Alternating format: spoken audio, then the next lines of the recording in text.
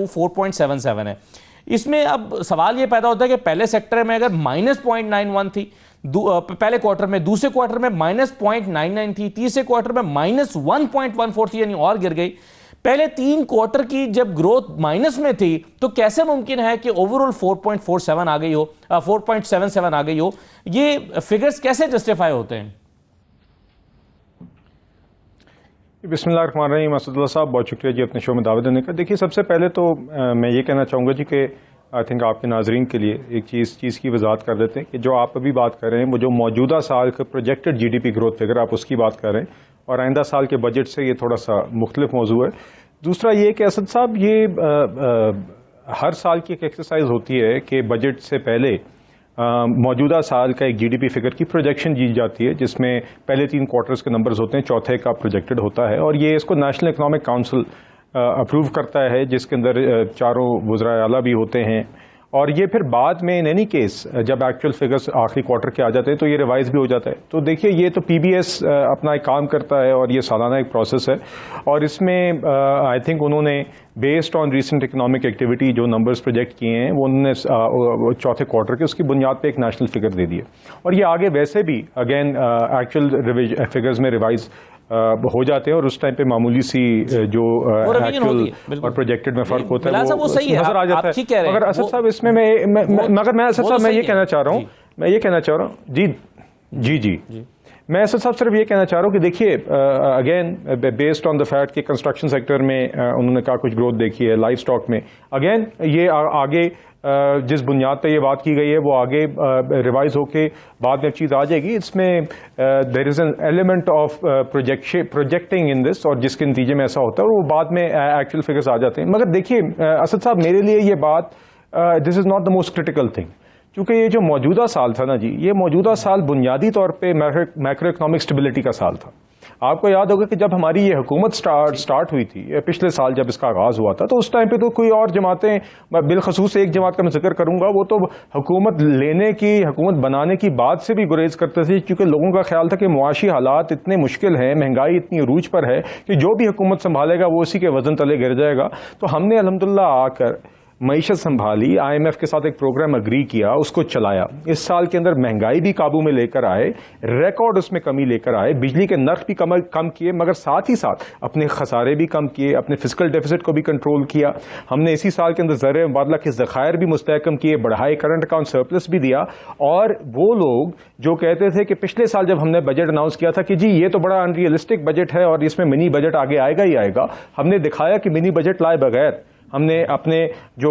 बुनियादी अहदाफ थे वो पूरे किए, और IMF के सारे रिव्यूज़ को भी पास किया। यहाँ सो मच सो कि आपके जो भारत के ने जब जारियत की तो उसके दौरान भी जब IMF का बोर्ड अप्रूवल आया और भारत ने पूरी कोशिश की, पूरा उसने जोर लगाया कि वो किसी तरह डीरेल हो जाए, मगर अल्हम्दुलिल्लाह हमारी कारकर्दगी की बुनियाद पर, जो कि ग्लोबली उसको रिकग्नाइज किया जा रहा है, सिर्फ IMF नहीं बल्कि फिच या मूडीज़ हों, रेटिंग्स एजेंसीज हैं, वर्ल्ड बैंक हो, दीगर मल्टीलैटरल बैंक्स हों, उन सब ने इसको तस्लीम किया। तो ये साल बुनियादी तौर पर असद साहब मैक्रो इकनॉमिक स्टेबिलिटी का था। अब हमने आगे मईशत को ग्रोथ की तरफ लेकर जाना है, और वो इस साल के बजट में उसकी अक्कासी है, मगर ग्रोथ की तरफ हमने बड़ी एहतियात से लेकर जाना है। समझ रहा हूं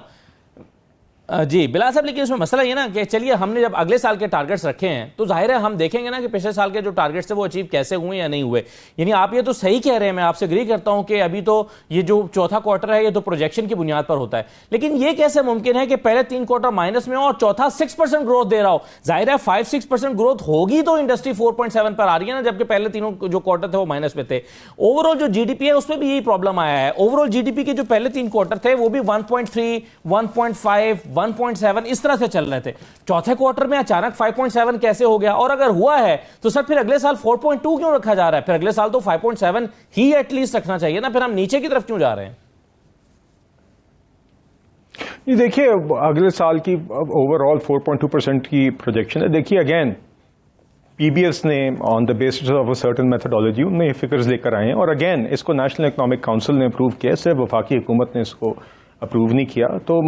मैं जी इसलिए आगे जैसे कि मैंने कहा कि इसमें अगर कोई एक्चुअल जब फिगर्स आएंगे तो उसके इस फिगर की हकीकत भी आ जाएगी। मगर मैं आपसे ये कहना चाह रहा हूँ कि अगले साल भी हमने जो 4.2% का जीडीपी टारगेट रखा है, पहले तो बजट के टारगेट्स में और इसमें तफरीक कर लें। देखिए, बजट के अंदर हमने जो फिस्कल डेफिसिट के प्राइमरी बैलेंस के टारगेट्स थे उसको हमने अचीव किया, प्राइमरी बैलेंस के भी और फिस्कल प्राइमरी सरप्लस भी वो दिया और फिस्कल डेफिसिट भी हमने वो कंट्रोल किया और हमने अल्हम्दुलिल्लाह वो टारगेट्स, इसलिए हमारे बजट के फिगर्स की क्रेडिबिलिटी तो उसमें ही आपके सामने आया है। दूसरी बात जहां तक जीडीपी की है, देखिए 4.2% हम टारगेट कर रहे हैं, मगर अगेन मेरे लिए ये बात यहां पर जरूर अहम है कि हम 4% से ज्यादा ग्रोथ पर जाएं। वहां पर यह बात भी उतनी ही अहम है कि हम 4.2% ग्रोथ तक किस तरह जाते हैं, क्योंकि अगर तो हमने माजी की तरह कंजम्पशन लेड ग्रोथ की तरफ ही गए जिसमें अचानक मईशत में ग्रोथ आती है, थोड़ी स्टेबिलिटी के बाद ग्रोथ आती है, वो सारी कंजम्पशन लेड होती है जिससे आपकी इंपोर्ट्स बढ़ती हैं, मगर उसी तवाजुन से एक्सपोर्ट्स नहीं बढ़ती, तो फिर से आप ज़र मुबादला के ज़खायर के क्रंच में आते हैं और आईएमएफ में वापस जाते हैं। आपने देखा है प्राइम मिनिस्टर साहब ने बार बार कहा है कि वी आर कमिटेड, हमारी रिजॉल्व है कि this should be our last IMF programme, और वो तभी होगा जब आगे जिस ग्रोथ की तरफ हम जाएं वो एक्सपोर्ट लेड ग्रोथ हो, जिससे हमारी मईशत में डॉलर कमाने की सकत बढ़े। और इस बजट के अंदर ये बजट की पॉलिसीज उसकी अक्कासी करती हैं। उसका सबसे क्रिटिकल एलिमेंट टैरिफ रिफॉर्म्स हैं जो कि इस बजट के अंदर शामिल हैं, जिसके अंदर हम पहले साल के अंदर खास तौर पर रॉ मटेरियल्स और आपकी जितनी भी मशीनरी है जो कि इंडस्ट्री के लिए अहम होती है, एक्सपोर्ट्स के लिए अहम होती है, उसके अंदर ड्यूटीज के अंदर मेजर रिडक्शन लेके आ रहे हैं। और 5 साल के ओवरऑल भी हमने टैरिफ रिफॉर्म्स का इस बजट में ऐलान कर दिया, जिसमें 5 साल बाद इस मुल्क में ना एडिशनल कस्टम्स ड्यूटी कोई किसी चीज पर होगी, ना रेगुलेटरी ड्यूटी किसी चीज पर होगी, और कस्टम्स ड्यूटी के सिर्फ आपके पास 4 स्लैब्स रह जाएंगे, 0, 5, 10 और 15% के, और किसी भी चीज की कस्टम ड्यूटी 15% से ज्यादा नहीं होगी। सही है। बिलाल साहब, एक चीज़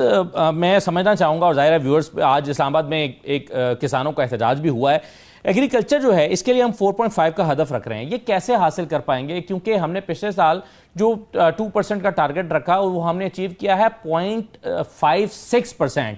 और उसमें जो लार्ज स्केल जो मेजर हमारी 4 क्रॉप्स थी वो -13.45 पर है, -13 पर।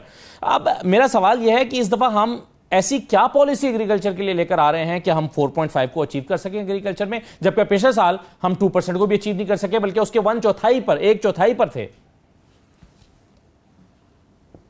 जी, इसमें सर साहब 2 बातें हैं जी। इसमें आप ये जानते हैं कि जी ये 18वीं तरमीम के बाद इसमें वफाक की हुकूमत का जहाँ पे अमल है, वहाँ पर साथ ही साथ सूबों का भी जो इसमें रोल है वो बड़ा क्रिटिकल है। तो इसमें आई थिंक दोनों के मिलाप से ही, दोनों की पॉलिसीज़ के मिलाप से ही हम इंशाल्लाह इसको अचीव करेंगे। और मैं मुख्तसरन आपके सामने बस उसके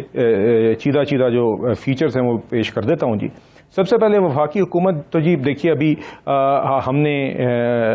IMF का स्ट्रक्चरल बेंचमार्क होने के बावजूद हमने इंश्योर किया कि फर्टिलाइजर और पेस्टिसाइड्स पे किसी किस्म के टैक्स का में इजाफा ना हो, वो उसमें बाकायदा हमने IMF के साथ नेगोशिएशंस में इस चीज़ को इंश्योर किया। मगर साथ ही साथ प्राइम मिनिस्टर साहब ने प्राइवेट सेक्टर के पार्टिसिपेशन के साथ, सिर्फ हुकूमती पॉलिसी मेकर्स नहीं, प्राइवेट सेक्टर के लोग जो आजकल मॉडर्न फार्मिंग टेक्निक्स जो कि एग्रीकल्चर की डिजिटाइजेशन पर प्राइवेट सेक्टर में पाकिस्तान में ही काम कर रहे हैं, जो कॉर्पोरेट फार्मिंग कर रहे हैं, उनकी इनपुट के साथ एक जदीद एग्रीकल्चर का रोड मैप आइंदा दिनों में आप देखेंगे कि आपके सामने आएगा, जिसके अंदर access to finance, access to credit, modern farming techniques, साथ ही साथ सीड क्वालिटी में की बेहतरी, डिजिटल मैपिंग या जिसे एग्रीकल्चर की ओवरऑल डिजिटाइजेशन, जिसके अंदर आपकी क्रॉप प्लानिंग, ये सब चीज़ों के ऊपर फोकस है। और ये ओवरऑल आपको आपके सामने चंद आइंदा हफ्तों में, महीनों में आपके सामने वो बाकायदा रोड मैप आएगा।